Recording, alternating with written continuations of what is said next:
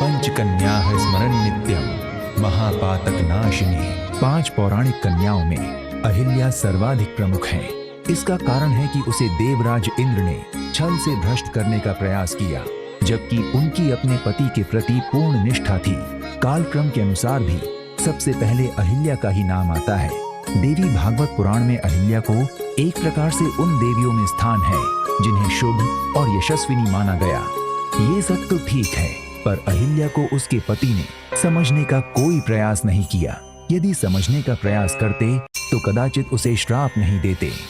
अहिल्या तो श्राप का दंश झेलती रही, किंतु देवराज इंद्र और चंद्र का क्या हुआ? स्नान करने गए ऋषि गौतम को देवी गंगा ने बताया।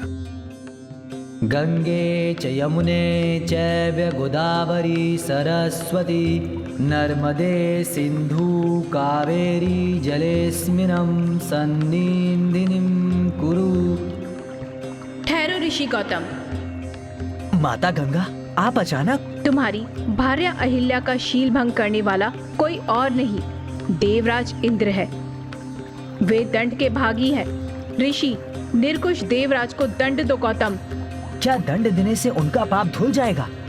माता गंगे, क्या उन्हें अपनी भूल का पश्चाताप होगा?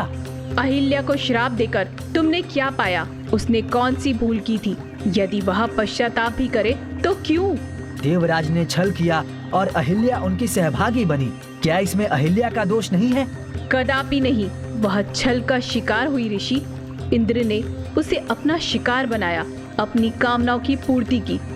चंद्र ने उसका साथ दिया, वह भी दोष मुक्त है। गंगा की बातें सुनकर ऋषि गौतम के ज्ञान चक्षु खुले।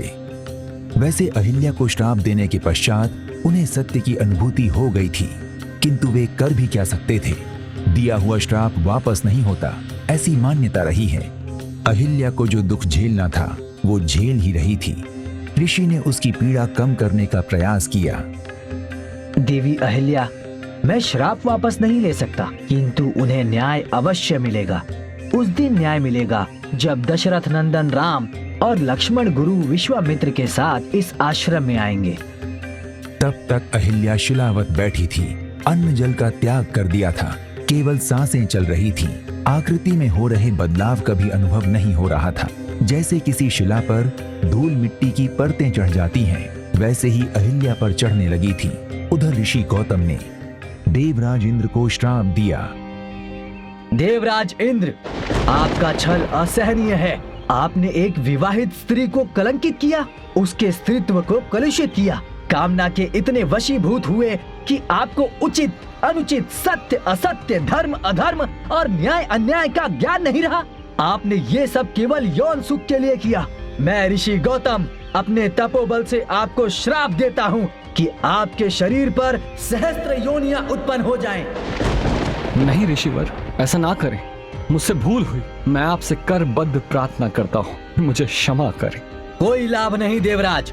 स्वयं को सर्वशक्तिमान मानकर आपने जो अपराध किया है वो अक्षम्य है। मैं चाहूँ तो अभी आपको अपने तपोबल से भस्म कर दूं, किंतु नहीं। आपने जैसा अपराध किया मैंने वैसा ही श्राप दिया। पर मेरा शरीर कितना लज्जाजनक है ऋषि। आप चाहे कोई अन्य श्राप दे दें, कोई अन्य दंड दें, किंतु ऐसा ना करें। इंद्र की प्रार्थना सुनकर ऋषि को दया आ गई और उन्होंने योनियों को आंखों में रूपांतरित कर दिया। चंद्र ने भी देवराज का साथ दिया था, तो ऋषि ने उन्हें भी श्राप दिया कि वे राहु की छाया से सदैव ग्रसित रहें। और ऐसा ही हुआ।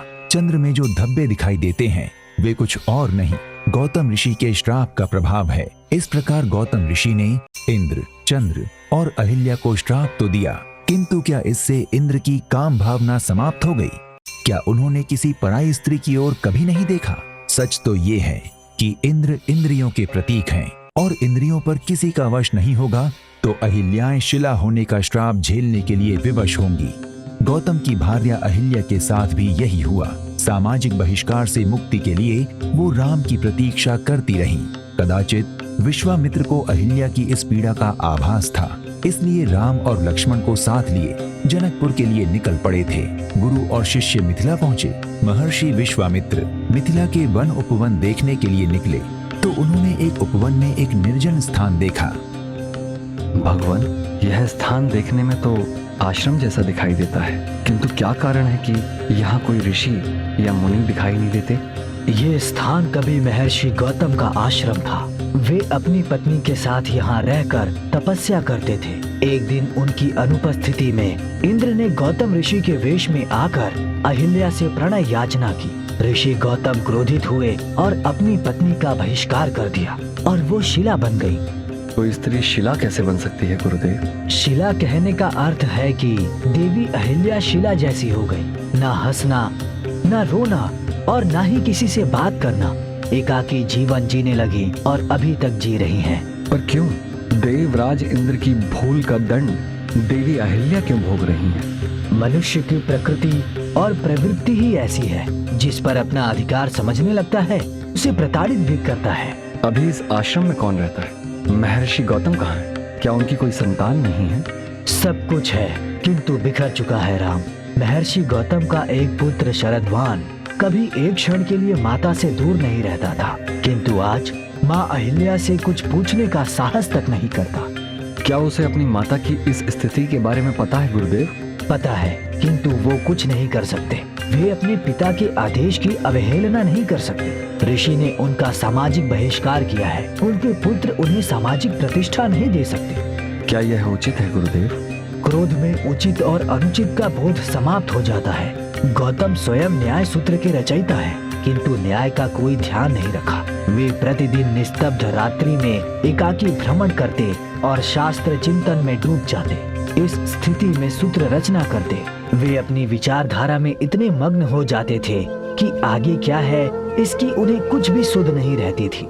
एक दिन वे किसी सूत्र का विश्लेषण करते जा रहे थे, तभी अनहोनी हुई। अरे कोई है? कोई नहीं है महर्षि गौतम। आप कौन? मैं सर्वव्यापी हूँ ऋषि गौतम। मेरा कोई भौतिक रूप नहीं है।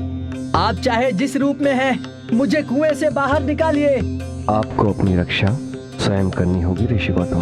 अपनी दृष्टि शक्ति का प्रयोग करना चाहिए। मैं आपको नवीन दृष्टि देता हूँ। लेकिन मैं अंधा नहीं हूँ। आपके पाँव में दृष्टि नहीं है। हम आपके पाँव में दृष्टि प्रदान करते हैं।